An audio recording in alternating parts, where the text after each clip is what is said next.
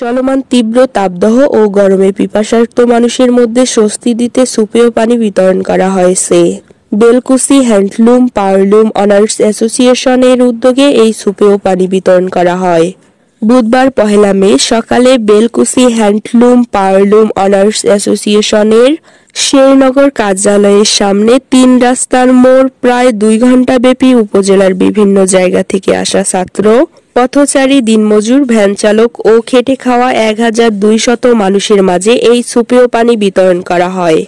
এ সময় উপস্থিত ছিলেন সভাপতি আলহাজ এম.এ. বাকি, সাধারণ সম্পাদক বৈদ্যনাথ রায়, সহ-সভাপতি আব্দুল মজিদ খান, সহ-সাধারণ সম্পাদক হাজী মেজবা সরকার, প্রচার সম্পাদক রজব আলী প্রমুখ। সংবাদের আলো ডেস্ক নিউজ।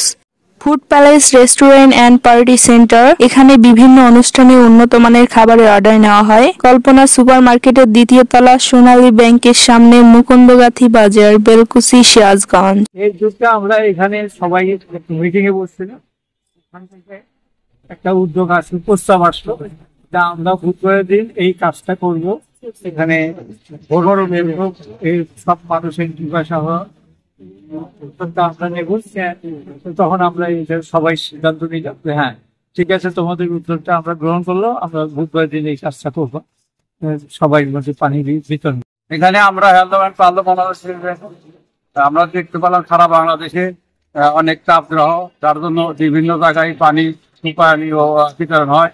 সেখান থেকে আমাদের সমিতি সদস্যরা এটা আমরা সাধারণ মানুষের মধ্যে কিভাবে দেওয়া যায় সেই লক্ষ্যে আমাদের সমিতির মাধ্যমে আমরা আজকে এই অনুষ্ঠান করলাম বেলকুচিতে।